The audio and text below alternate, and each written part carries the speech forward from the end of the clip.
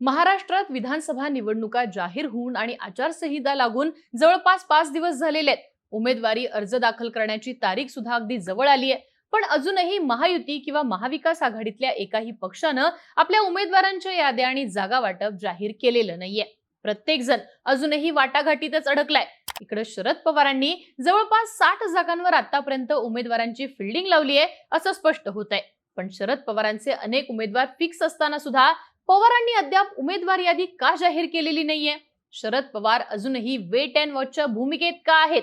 तर यामागे शरद पवारांची वेगळीच खेळी असल्याचं दिसतं. जी खेळी शरद पवारांनी लोकसभेला सुद्धा खेळली होती आणि ती यशस्वी झाली होती. शरद पवारांच्या उमेदवारांची यादी महायुतीमुळे का अडकलीये? पवारांच्या डोक्यात नेमका काय प्लॅन शिजतोय पाहूयात या व्हिडिओतनं. नमस्कार, मी आरती आणि तुम्ही बघताय बोल भिडू. विधानसभेसाठी शरद पवारांचा प्लॅन सांगताना 2 उदाहरणं आधी सांगते, म्हणजे शरद पवार नेमकं काय करतायत याचा अंदाज येईल. तुम्हाला आठवत असेल तर माढा लोकसभेचा तिढा लोकसभा निवडणुकीत सगळ्यात जास्त गाजला होता.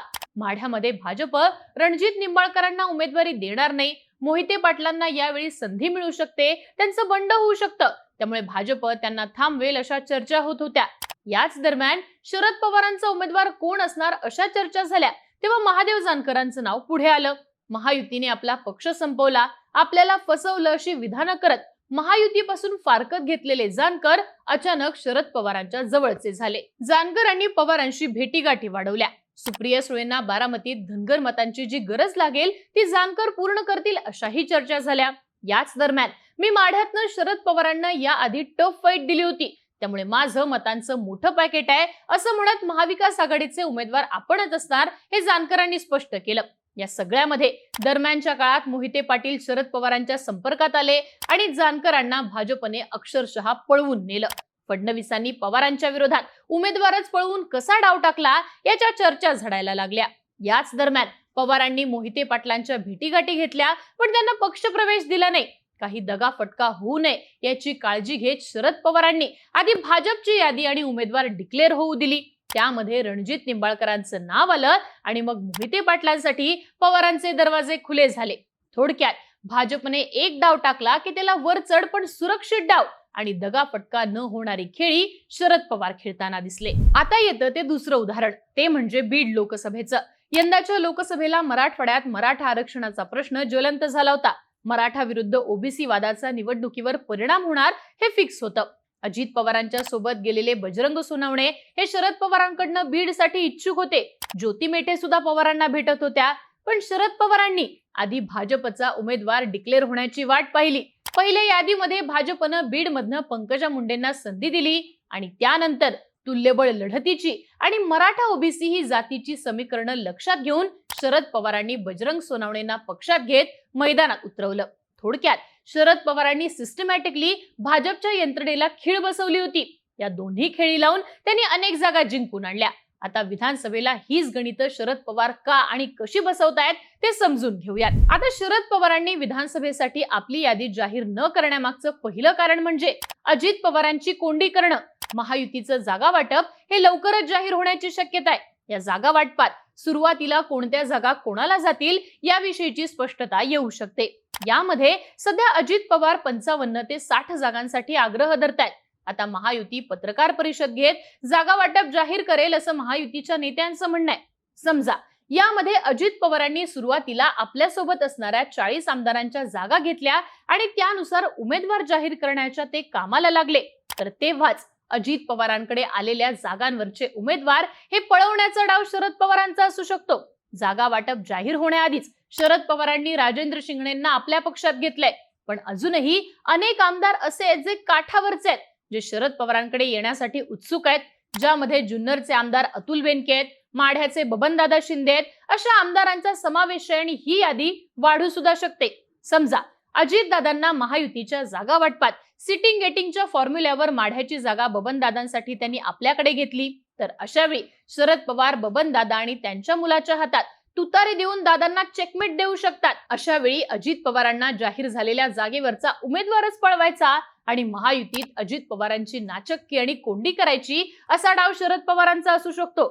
वास्तविक महायुतीच्या जागा वाटपाआधी शरद पवारांनी जर अजितदादांचे उमेदवार पळवले तर त्या जागांवर भाजप क्लेम करू शकतो. त्यामुळे आधी अजितदादांना जागा जाहीर होऊ द्यायची आणि मग अजित पवारांचा उमेदवार पळवून दादांना तिथं पराभूत होण्याच्या मानसिकतेत ढकलण्याचा प्रयत्न शरद पवारांचा असू शकतो. यातही शरद पवारांना राष्ट्रवादी विरुद्ध राष्ट्रवादी ही लढत राष्ट्रवादी विरुद्ध भाजप यापेक्षा सोपी असू शकते असं म्हटलं जात आहे. आता यानंतर यामागचा पवारांचा दुसरा डाव असू शकतो, तो म्हणजे जातीची समीकरणं जुळवणं. महाराष्ट्रात जातीची समीकरणं जुळवण्यात शरद पवारांचा हात कोणीच धरू शकत नाही असं म्हणतात. लोकसभेला याचा प्रत्यय संबंध महाराष्ट्राला आलाय. लोकसभेला शरद पवारांनी बीड लोकसभेत अगदी सेन्सिटिव्ह झालेल्या मराठा विरुद्ध ओबीसी संघर्षात मराठा उमेदवार उभा करून ती जागा खेचून आणली. दुसरीकडे अमोल कोल्हेंसारखा माळी समाजाचा चेहरा उभा करून त्यांनी मराठा उमेदवाराच्या विरोधात कोल्हेंनाही निवडून आणलं. अमोल कोल्हेंची छत्रपती शिवाजी महाराज आणि छत्रपती संभाजी महाराज यांची प्रतिमा मराठा समाजाला सुद्धा अपील होते हे पवारांनी आधीच हेरलं होतं. आता सुद्धा राज्यामध्ये मराठा आरक्षणाचा प्रश्न तेवत असताना शरद पवारांनी सोलापुरात जातीय गणित हेरत माळशिरस मधनं धनगर इक्वेशन्समुळे उत्तम जानकर आणि करमळ्यातनं नारायण पाटलांना हेरलेलं आहे. थोडक्यात कुठली गणित कुठं बसवायची यात पवारांचा हातखंडा आहे. यंदाच्या विधानसभेला भाजप तर महाराष्ट्रात ताकही फुंकून प्यावं अशा विचारातनं उमेदवार निश्चित करणार आहे. अशा वेळी भाजपनं ओबीसी उमेदवारांना प्राधान्य दिलं तर तिथे मराठा इक्वेशन बसवणं किंवा ज्या ठिकाणी ओबीसींचं प्राबल्य आहे अशा ठिकाणी ओबीसी विरुद्ध ओबीसी उमेदवार देणं असा विचार पवारांचा असू शकतो. थोडक्यात पुढच्या पक्षाचे उमेदवार काय येतात त्यावरती शरद पवार आपल्या उमेदवारांच्या जातीच्या राजकारणाचे डाव खेळू शकतात. आता यामध्ये पवारांची तिसरी खेळी असू शकते, ती म्हणजे मोठ्या प्रमाणात बंडखोरांना हाताशी धरणं. विधानसभा निवडणुका जाहीर होण्याआधीच अजित पवारांनी कागलमधनं हसन मुश्रीफ आणि इंदापुरातनं दत्ता मामा भरणे यांच्या जागा आपणच लढवणार असं जाहीर करून घोषित केलं. लगेचच कागलमधनं समरजित घाटके आणि इंदापुरातनं हर्षवर्धन पाटलांनी भाजपमधनं बंड करत शरद पवारांची तुतारी हातात घेतली. आता हाच पॅटर्न जागा वाटप जाहीर झाल्यावर मोठ्या प्रमाणात पाहायला मिळू शकतो. मावळची जागा अजितदादांच्या सुनील शेळकेंना सुटली तर भाजपकडनं इच्छुक असणारे रवी भेगडे हे भाजपच्या विरोधात बंड पुकारू शकतात. दौंड विधानसभेत सुद्धा असंच आहे. ही जागा जर भाजपचे स्टँडिंग आमदार राहुल कुल यांना सुटली तर अजितदादांच्या सोबत असणारे रमेश थोरात हे बंड पुकारू शकतात. इचलकरंजीतनं नुकताच पक्षप्रवेश केलेल्या आवाडे कुटुंबातल्या राहुल आवाडेंना तिकीट मिळण्याची शक्यता आहे. त्यामुळे सुरेश हळवणकर हे नाराज झालेले आहेत. थोडक्यात शरद पवारांकडे बंडानंतर कमीच आमदार उरल्याने अनेक जागांवर त्यांना नव्याने उमेदवार तयार करण्यापेक्षा आयात बंडखोर उमेदवार घेणं सोयीचं ठरतंय. आणि मग त्यातूनच महायुतीची यादी घोषित झाल्यावर बंडखोरीच्या तयारीत असणाऱ्या नेत्यांना तुतारीच्या गळाशी लावण्याचा प्रयत्न शरद पवारांचा असू शकतो. थोडक्यात लोकसभेला महायुतीच्या जागा वाटपानंतर शरद पवारांनी हळूहळू आपली स्ट्रॅटेजी समोर आणली. तशी स्ट्रॅटेजी आता विधानसभेच्या तोंडावर राबून महायुतीच्या जागा वाटपानंतर शरद पवार आपली यादी जाहीर करत बंडखोरांना आपल्याकडे वळवण्यापासून ते जातीय समीकरण साध्य करणं या गोष्टी करू शकतात. तुम्हाला काय वाटतं? शरद पवारांचा हा डाव यशस्वी होईल का? याबद्दलच्या तुमच्या प्रतिक्रिया आम्हाला नक्की सांगा आणि बोलबिडूचं YouTube चॅनल सबस्क्राईब करा.